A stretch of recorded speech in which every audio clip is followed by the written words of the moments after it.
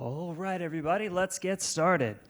Good afternoon, everyone. Welcome to the North Carolina Museum of Natural Sciences, to the Daily Planet Theater. Thanks for being here for our weekly Lunchtime Discovery Series presentations. Every Wednesday at noon, we gather here inside the SCCU Daily Planet Theater to meet experts, learn something new, and hopefully find ways that we can apply that to our work and to our daily lives.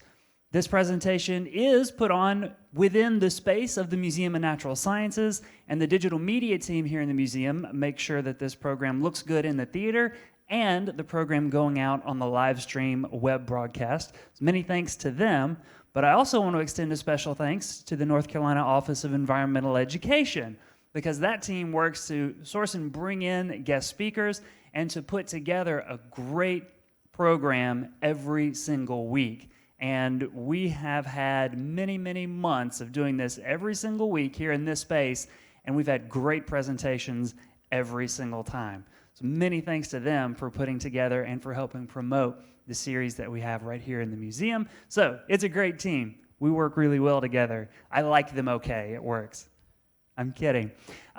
For the month of February, though, the Environmental Education Office worked very hard to put together a special month-long series for Black History Month. So I would like to bring up to the stage and introduce to you the chair of the Diversity and Inclusion Committee within the Department of Environmental Quality, Andrea Knight. Thanks. Good afternoon, everyone. On behalf of DEQ's Diversity and Inclusion Committee and the Office of Environmental Education and Public Affairs, welcome. We're really glad to have you here. We are really thrilled to have this afternoon Angela Thorpe, who is the director of the North Carolina African American Heritage Commission. Angela has been in this role since May of 2019, and I can tell you she has a very serious commitment to issues within the diversity and inclusion arena. I've had the privilege of working with Angela on a few committees, and I can tell you her level of expertise and commitment is unsurpassed. So we are very grateful to have her here today. So let's show her some appreciation as she comes up to the stage. Thank you so much.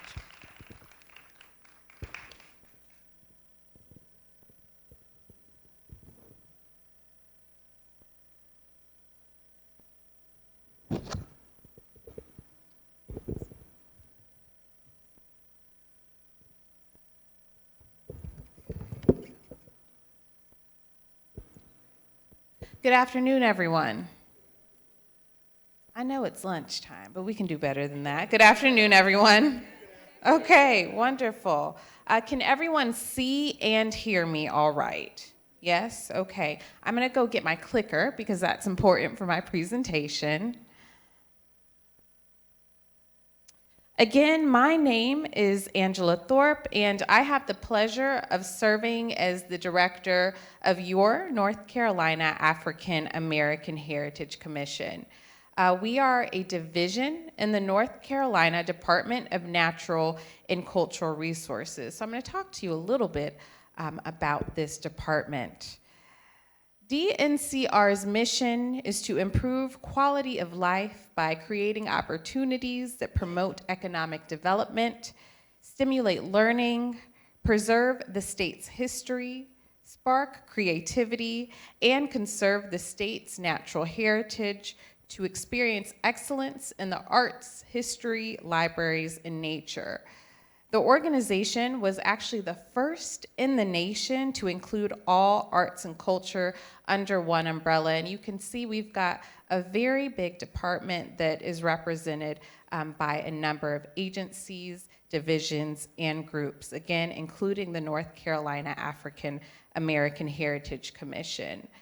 The commission was actually established in 2008, and we hold as our mission to preserve, promote, and protect North Carolina's African American history, arts, and culture for all people. And the talk that I'll be doing today actually includes a number of partners, including the Office of State Archaeology, particularly the Queen Anne's Revenge Conservation Lab.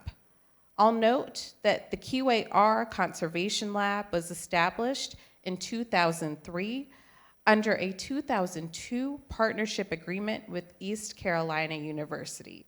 It's in Greenville, North Carolina, on ECU's West Research Campus. And this lab is tasked with preserving, investigating, and documenting archaeological artifacts found at the State Shipwreck 31 CR 314. Artifacts at this lab are treated in accordance with professional archaeological conservation guidelines and standards of practice. And so this is a really great opportunity for two divisions in the Department of Natural and Cultural Resources to partner on a really incredible project. So for my folks in the audience and the folks on my live stream, even though I can't see you, I'd like to ask, how many of us have heard of either or both Blackbeard or the Queen Anne's Revenge? Maybe by a show of hands, even a shout. You're welcome to talk to me. Okay, most people in this audience.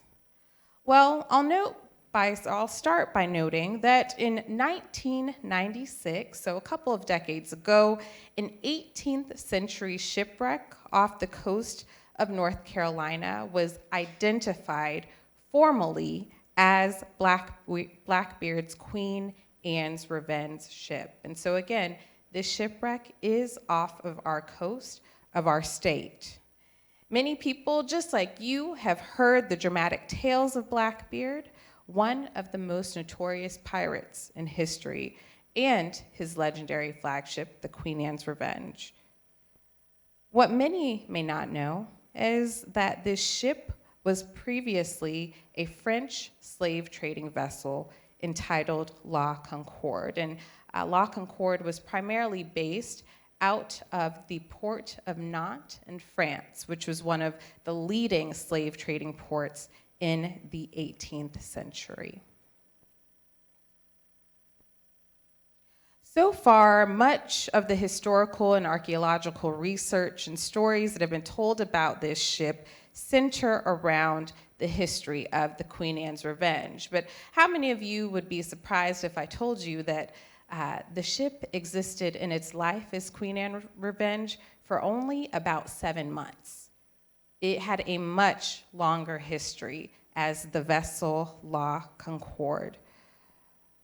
I should also note that this work, this project, and this story holds additional significance, not just to our state, but really our nation, as the Queen Anne's Revenge is currently the only early 18th century slave/pirate ship in the United States that is being fully and actively excavated, conserved, researched, and curated by professional archaeologists, conservators, historians, and curators. So this really is a really great claim for the state of North Carolina. So what I'm gonna do here with you today is to share a bit about what we know from a couple of decades of research, and then I'm going to work to give you a little bit of a behind the scenes look at some of the work that it takes to retell a story and reframe a story like this of Blackbeard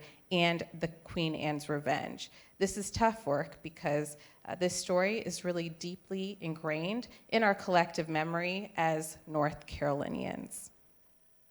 So again, many of us have heard tales of Blackbeard and his flagship, the Queen Anne's Revenge, but this ship, as I mentioned, was previously a French slave trading vessel called La Concorde. La Concorde was an active slave trading vessel, having made journeys in 1713 and 1715. The ship was owned by René Montaudoin, one of, if not the richest and most powerful, influential slave trading merchant in Nantes in the early 18th century. Now, after these voyages in 1713 and 1715, La Concorde embarked on another journey in 1717. After departing Nantes in March of 1717, the ship reach Judah, which is located in modern-day Benin on the African continent. It's on the west coast of Africa. The 250-ton vessel departed Judah later for the French-held Caribbean colony of Martinique, now known as the present-day island of Martinique. Now, as this vessel journeyed across the Atlantic, it carried with it goods, gold dust, and over 500 enslaved Africans, men, women, boys, and girls. I'll note that 61 of these people died while crossing the Middle Passage. Weeks after its departure from the African continent, La Concorde found itself in a pretty vulnerable position. Several of the crew had died, many to illness and at least one to drowning. Many of the crew were sick as well. And on November 28th, 1717, the vessel was captured by pirates very close to its destination, once again, the French colony of Martinique. The vessel was overtaken by at least 2 other vessels and a crew of over 200 men, which was commanded by Edward Teach, also known as Blackbeard. The records that currently exist and the research that has been done have pretty much aligning accounts of what happened to the enslaved people that were aboard La Concorde in bondage. However, the numbers are a little bit murky, so I'm going to do what I can to give you a picture of what happened to these enslaved people, though keep in mind we're still learning some of this information actively. So, in terms of the crew on the ship, several of these crew members were taken by Blackbeard onto his ship by force, so the ship that he captured, La Concorde, including 3 surgeons, 2 carpenters, a caulker, a sailor, a cook, and a gunsmith. And you can imagine why Blackbeard might want some of those very people with those professions on his ship, right? Like a surgeon, carpenters, people of that nature. 2 crew members of African descent were kept aboard La Concorde as well. One of these people was described simply in the records as a black man from Judah, so we know that he came from the same area as the enslaved people who were aboard La Concorde. Another one of those people is described as trompette.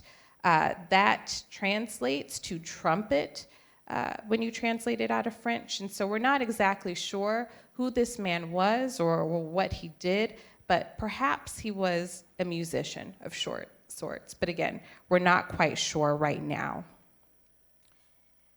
Now, the enslaved Africans that were aboard the ship and some members of the French crew that were aboard the ship were later taken to the island of Bekoya, it reads in the records.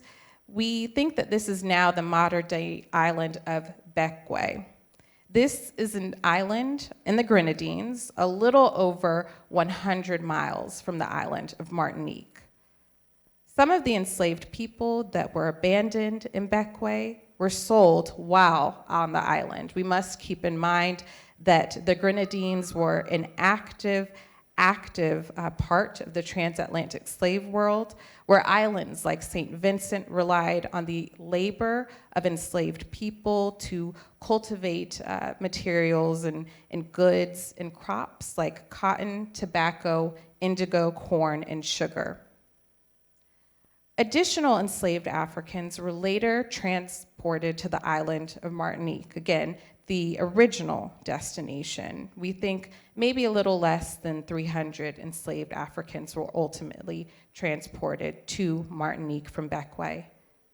Some of these people were sold in Martinique, and according to our records, of the enslaved people, again, who were ultimately or first abandoned on the island of Bekwai, approximately 100 people died in all of that transition.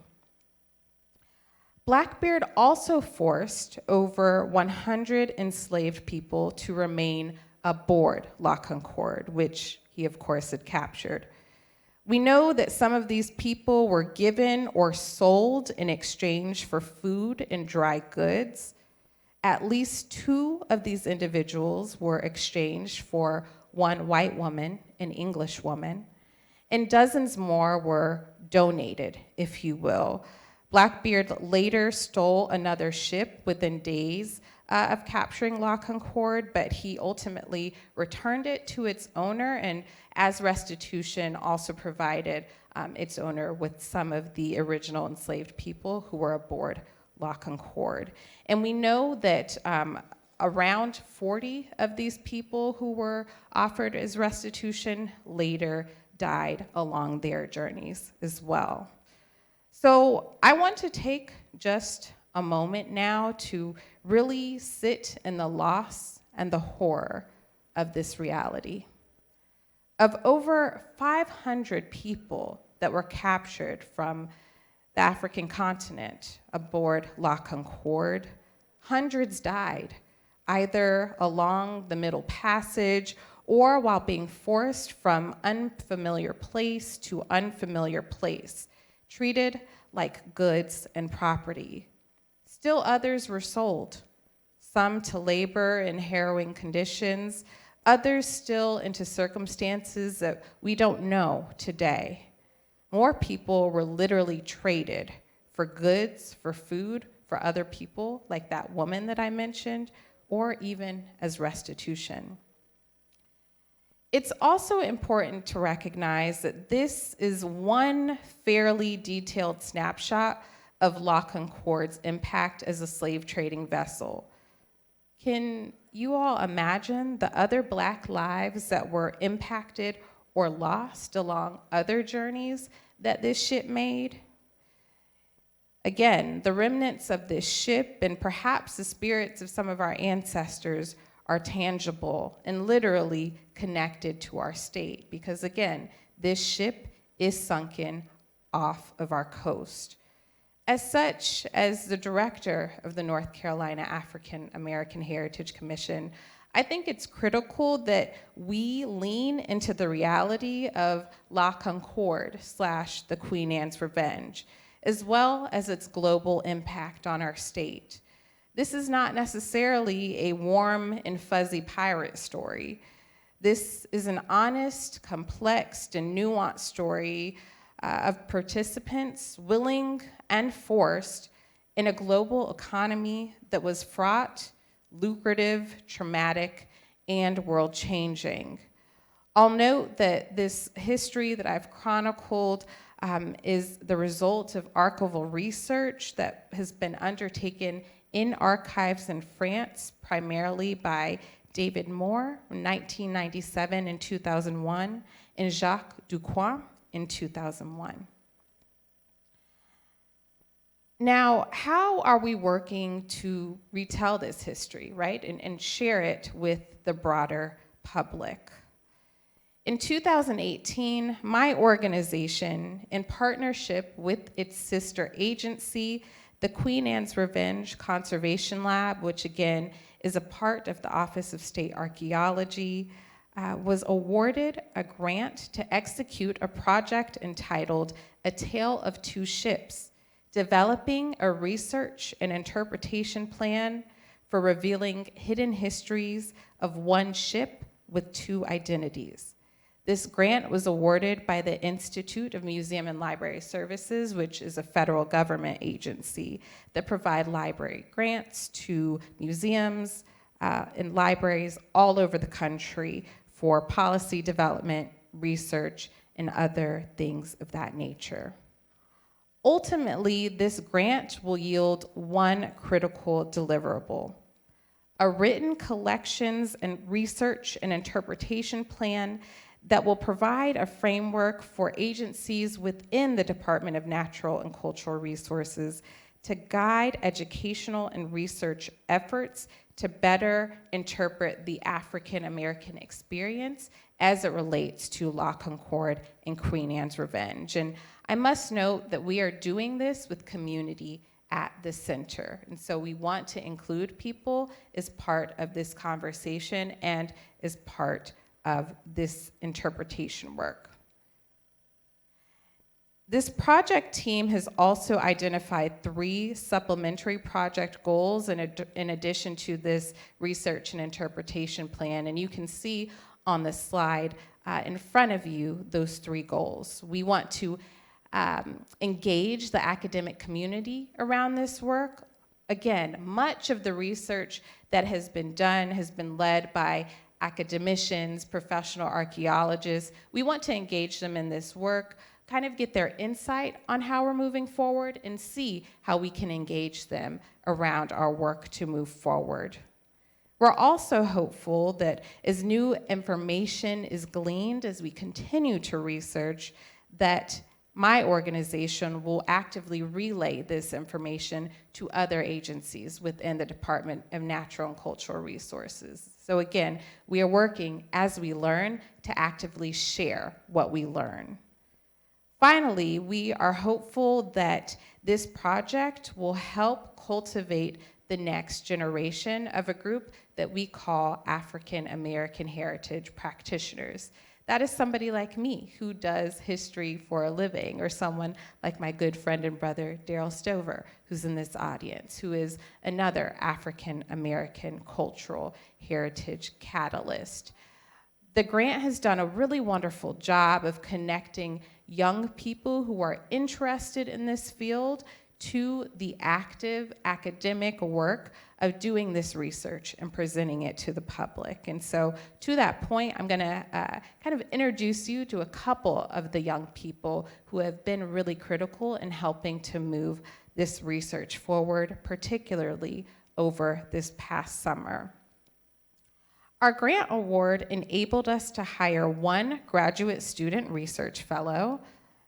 You can see her here on this picture. She's kind of shrouded, but she's right underneath that sign. Her name is Hannah Francis, and there she is in Nantes, France, because as a result of this grant, she was able to travel to Nantes and do active academic research to learn more about this story in a multitude of French archives, again, in Nantes. Now, Hannah really had to work hard to get this position because we had some pretty stiff criteria for our graduate student research fellow. This person had to have graduated from a historically Black college or university at some point in their academic career. Hannah completed her undergraduate degree at Jackson State University in Mississippi. They also had to have the ability to speak, read, and understand French, because again, much of these materials exist still in French. And so again, we were thrilled to bring her onto our team, and Hannah is currently in the 6th year of her PhD program in history at Rice University in Texas. And so this was not only an international exchange, but a national exchange, as we were able to bring in someone from another state.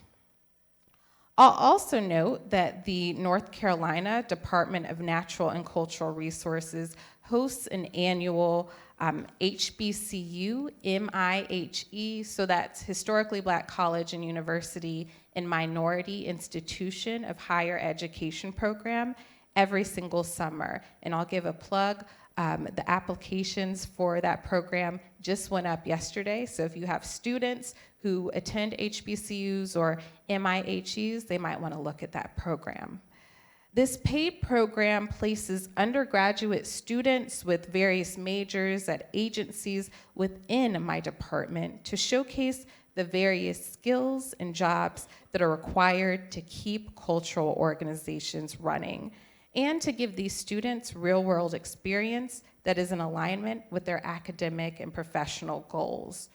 With this in mind, the African American Heritage Commission applied successfully to this program, and we were able to hire an undergraduate student from Fayetteville State University to work at the Queen Anne's Revenge Lab in Greenville on this project this past summer. And I'll mention that as soon as we hopped on the phone to interview Tay, she noted that she was a social work major with an interest in history. She wasn't quite sure how her skills would align, but she wanted to give it a shot. And she was our top candidate. And we found that her research skills as a social work student and her people skills as a social work student really helped her to thrive in this position. And in fact, some of the work that she did at the lab in terms of writing blog posts actually went national. So she had a really, really great experience as a result of this project. So as I mentioned, Hannah, our research fellow from Rice University, engaged in research in the archives in Nantes, France. She also had the opportunity to connect with French colleagues around how they interpret the country's role in the transatlantic slave trade. And I would note that perhaps her biggest feat was a literal translation from French to English of a report that was written by Jacques Ducoin in 2001. He originally went to the archives and kind of pulled together the deposition of the original captain of La Concorde and a number of other records, put it into a report, but it sat from 2001 until 2019 untranslated. And so she worked this summer to translate that 18-year-old report. You can see here on this slide, I think this is so incredible. Again, Hannah was really able to connect deeply with how another country is reconciling with their role in the transatlantic slave trade. Do you all see these kind of tiles that look a little bit white or clear in the ground on this slide? Right, so that is near what was the former slave port in Nantes, France. Each of those glass tiles corresponds with a different vessel that departed that port in conjunction with the transatlantic slave trade. So that is one way they are commemorating this history, and again, something Hannah was able to take into consideration in her research. And they were able to find the tile for La Concorde, which you see here.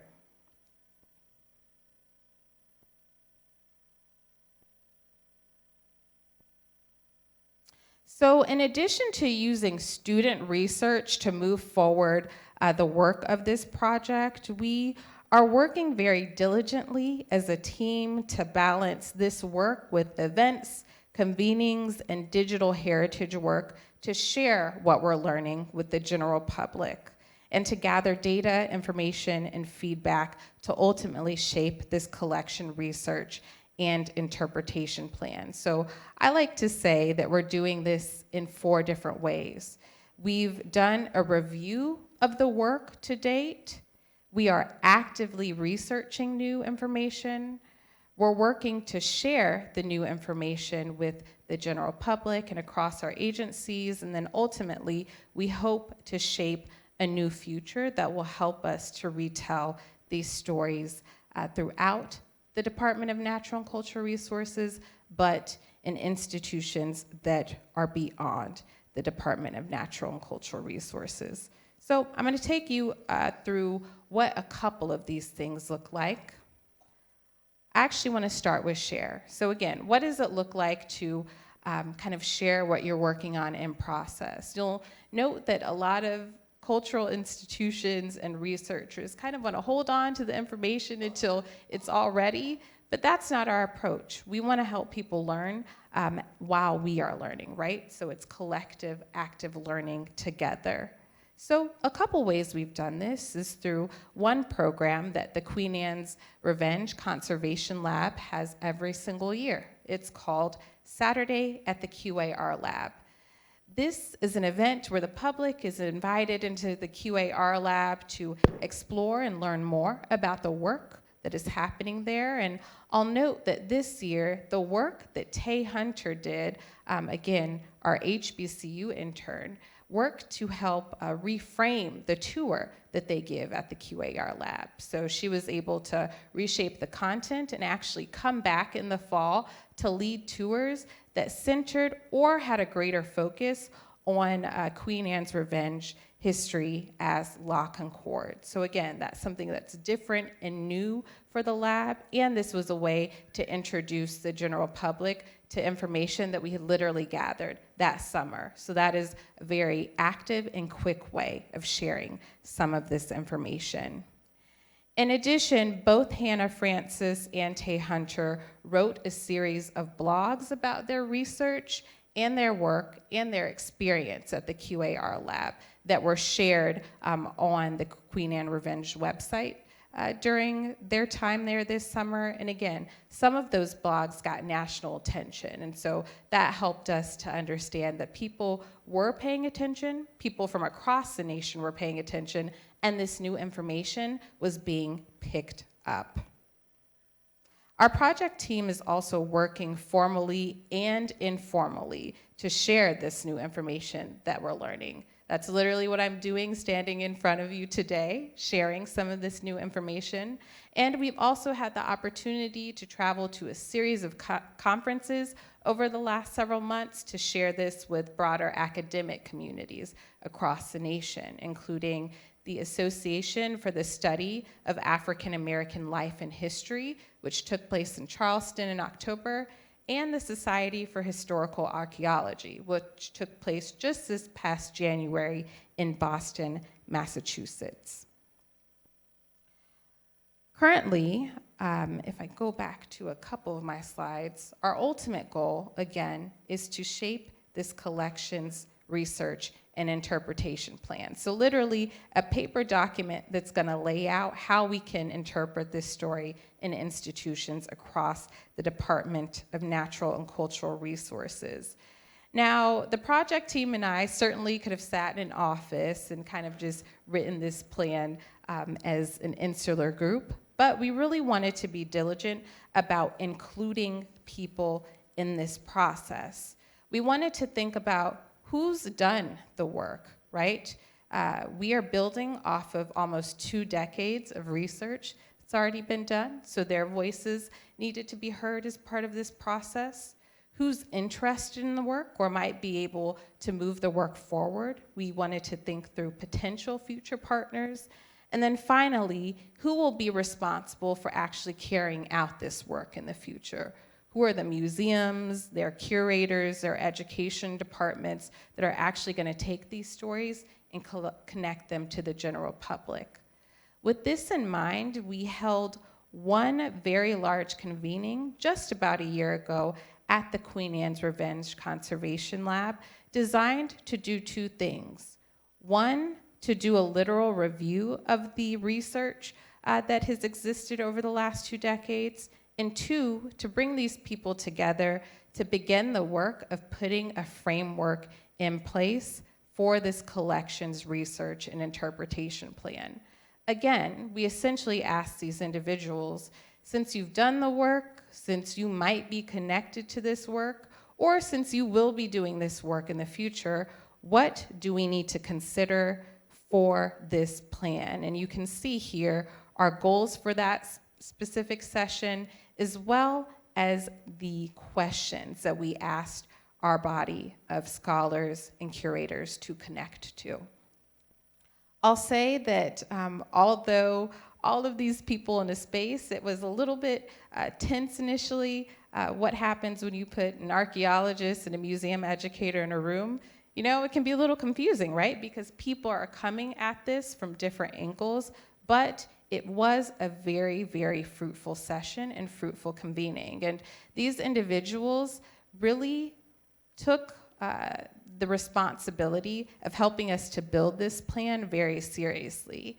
They came up with 17 key questions we needed to include in our plan, 16 areas we needed to research further, 12 topics we must consider as we reinterpret this story, 35 different strategies for how to reinterpret this story across the state and nation, and 9 values that would lead that work. And those values included sensitivity, kindness, compassion, because we're dealing with the horror of the slave trade. We're dealing with death. We're dealing with people's ancestry. So it's critical that this is value-driven work as well.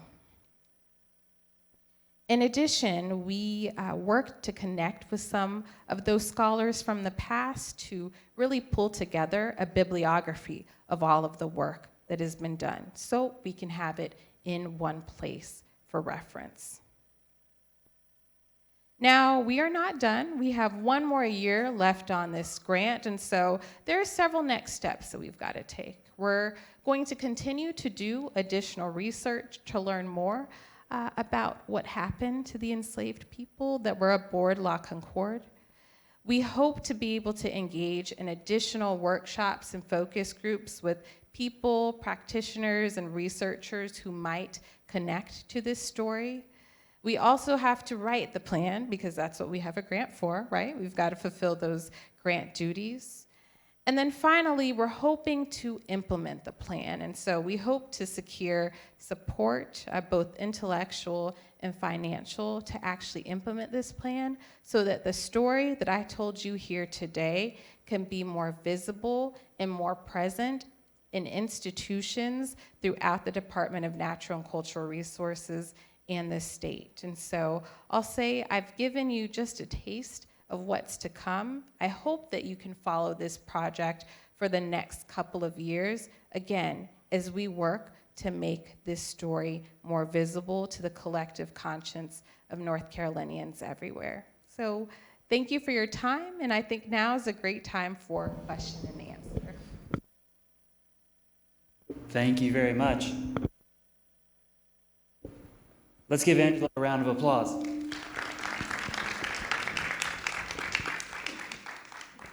If you have questions, wave at me. If you're here on the first floor, I'll bring you a microphone that lets everyone in the room hear. If you're up on the balconies, just wave down at me. And yeah, hi. And you can then yell your questions down. We'll use the microphones to repeat them again and make sure everyone can hear. So if you've got something on your mind, let me know. But I do have one that I want to get started with because as a professional museum educator and going to museum conferences, there's a lot of conversation happening around interpretation of slavery in the Southeast, for example, and difficult conversations that are happening between educators and interpreters who want to tell these stories honestly and visitors who aren't as receptive to them, say visiting an antebellum plantation and expecting to learn about white Southern life and architecture and getting the honest stories of what happened at those places. Do you anticipate, or how do you anticipate that conversation happening with something around piracy, which maybe shouldn't be glorified the way that it is, but with stories like you're trying to tell? Certainly. Is this on? Yeah. So I do anticipate that there will be people who have challenges around this long history, right, and this honest history, but I think it is our responsibility as cultural practitioners to lean into those challenges. I call my work truth-telling work because that's what we do. I think that it's really important to connect to different tools to make that history real and to help people understand this history. So two tools that I think work pretty well in our world as it is now are digital tools, right? So you saw that map that I showed you earlier. What would it look like to make that map interactive or give people a space to explore that history through a digital tool and digest it on their own? So I think we have some opportunities with digital tools. And then the second tool is dialogue, right? I used to be a historic interpreter at a historic site right outside of Charlotte. And my least favorite thing to do was to talk at people. I like to create spaces for dialogue, spaces for people to ask questions, spaces for people to draw their own conclusions. And so you can work with interpreters and museum educators to create training around how to present new information in a way that creates a space for dialogue that feels safe, right? Because people want a safe space to be able to ask questions and to engage in these conversations. So again, I think those are two of the most critical tools we can use and equip museum educators and interpreters with in presenting this new information.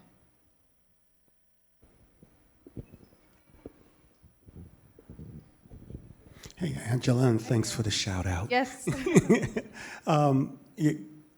Amazing, as we so know, and for me, the interest is relative to the acquisition of artifacts and the visiting and collection and bringing to the campus of ECU whatever is still remaining, and the fact that that sort of action has had to utilize divers and that sort of thing. And so I know for a fact that there were divers instrumental in acquiring remnants and artifacts from the Portuguese slaver that are now at the National Museum of African American History and Culture. And so I was wondering how, if at all, connections could be made to this whole notion of diving, the acquisition of artifacts, and African American divers and their engagement with the possibility of contributing to this project.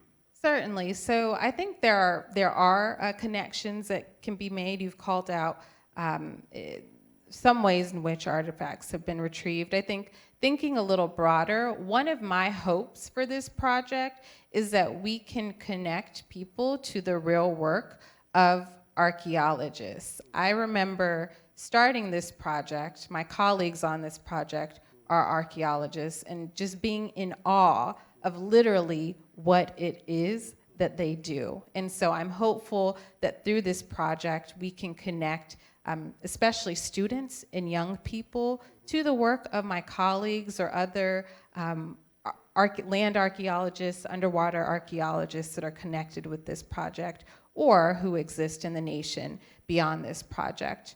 I'll also note that as just part of my work, I have a broad network. And so as I was thinking particularly about how to engage Black students in this work, mainly through recruiting that research fellow, I actually turned back to my undergraduate days at the University of Florida. I had two friends who I went to school with who were actually founding members of the Society of Black Archaeologists. And so it was really wonderful to connect to them, to connect them to this project. And they've been working very closely with me to help share the information along their networks and to help recruit students to this work. So those are some different ways that we have engaged archaeologists and Black archaeologists in this work, and we're certainly hoping to do more.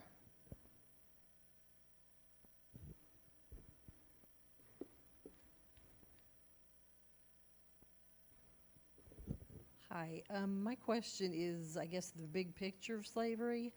I've always heard about the United States, you know, that it seemed like we're the main emphasis on slavery, and now I'm hearing about the French. How was it and who started the slaves that went over to the islands and then got to the United States? Again, this is news to me, but again, I would like to know how it got started to where, you know, it's just, were the islands down there, were they the middle staging area? And how did it get started in Africa and then end up in France? Right, so first question I want to ask, are you American or of American descent? Yes, okay, so you're hearing more about American slavery, or probably grew up hearing more about American slavery because you're from here, right? And so that is what is being taught in our classrooms, but slavery was a global economy. There is a reason you hear the word and heard me say over and over, the transatlantic slave trade, because there were a multitude of players and people and countries who were engaged in the trade. So you've got France, you've got England, you've got Portugal, you've got Spain, and so many others that I'm not mentioning right now. In terms of how the Caribbean got active in this trade, we have to think of where they were, literally in geography, on the transatlantic slave trade. I think, let me go back to my slide with the map. They're kind of in the middle there. And so you have islands, one where people can stop easily as they're getting to different countries. And these are also islands based on their climate that can grow a lot of different things, right? We've got sugarcane, we've got indigo, we've got coffee, we've got corn. All of these things that help shape a really lucrative transatlantic slave trade economy. So these are places who, if you're looking at them in terms of money, they're literally rich in resources, but you need the labor of people to cultivate those resources. In terms of who was first, I don't have an answer for you, but I can find out for you. But the slave trade went on for many, many hundreds of years, and so many, again, different countries were engaged in it. Does that somewhat answer your question, or do you have a follow-up? It does, Yeah. and I do have a follow-up. You mentioned the transatlantic slave trade. So does that mean that the slave trade also went, you mentioned the European countries, I mean, did it go in the opposite direction, and were the Africans the only ones who were slaves? I guess what I'm saying, was it global, and how far before the United States, when the United States was being settled, you know, was that, you said hundreds of years? Mm-hmm. I guess. So again, what I'm referring to now is the 18th century, the 1700s, but you've got the transatlantic slave trade as we know it, even into the 1600s and earlier. So again, it's happening for a multitude of decades.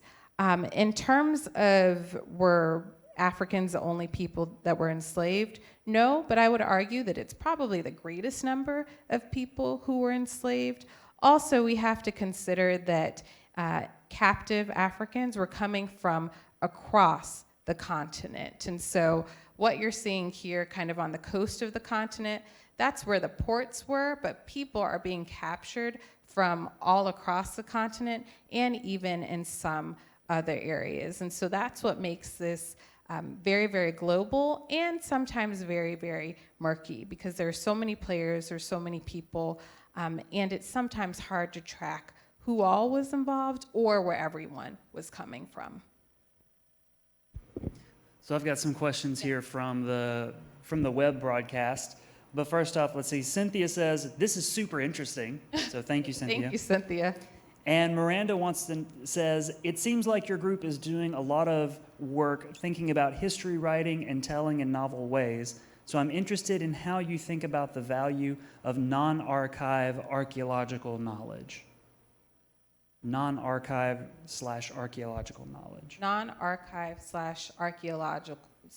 I'm guessing if there's oral traditions that have maybe passed down, or what other records might be available? Yeah, so I think for us, just based on where the project is now, we've been leaning into the archives because that's where we are discovering more information. I think it's important to consider artifact research, which we've been able to do some of that, and also kind of folklore and community-based research. So it is important to talk to people. We've been able to talk to people, but more folks on the academic side. So Cynthia, it certainly is our hope that as we are able to flesh out this story a little bit more, we're able to connect it back to North Carolina and help our state be able to do some work, maybe some healing and reconciliation work around what does slavery look like in our state? How has it affected the people in our state? I'm standing here as the descendant of people who were enslaved in Edgecombe County, North Carolina. So this history is very real to many people in our state. So again, we're hoping to turn it back inward to our state. And then I'm hopeful that we can take a more global look at this work. What would it look like to talk to people or descendants in Martinique or the Grenadine Islands or even on the African continent about how this trade affected so many of us who are still living today? That's some of the people work that we're hopeful to do in sort of the folklore and narrative collecting work that we're hopeful to do.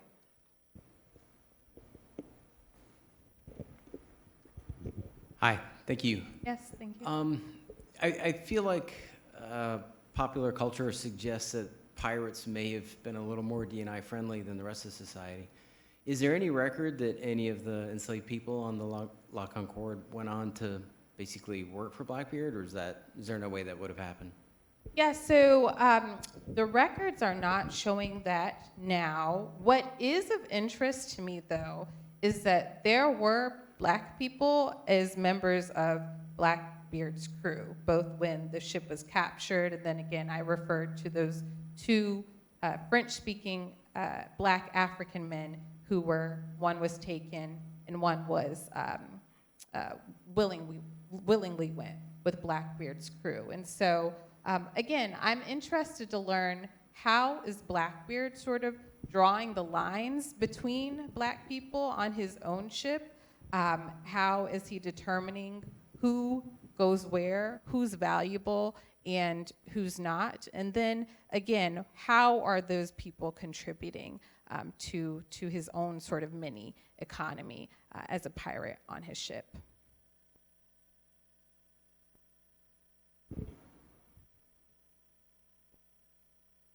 All right, others? If not, let's give oh yes, there's one more question. We want to do that. We got time. Because you sent a scholar to Nantes, is there any thought or consideration of examining archives in the Caribbean relative to this narrative? Certainly, that's actually one of my big dreams, Daryl. I was actually dreaming about that right before I walked over here. Because we do have this connection from this story directly to France, also again to the Grenadine Islands and Martinique, I am certain that there are records and other things that exist in their archive that we have not yet touched. And so I'm hopeful that we can find a way to connect with the Caribbean as part of this work. And I think generally across the board, more scholars, especially American scholars, are doing a better job of turning outward and considering the Caribbean in this work. Again, these islands were a major part of this trade, and so we have to make sure that we're paying attention and interrogating these islands as much as we are some of these larger countries and their archival resources. Thank you very much. Thank you. Now let's give Angela a good round of applause. To say thank you for sharing.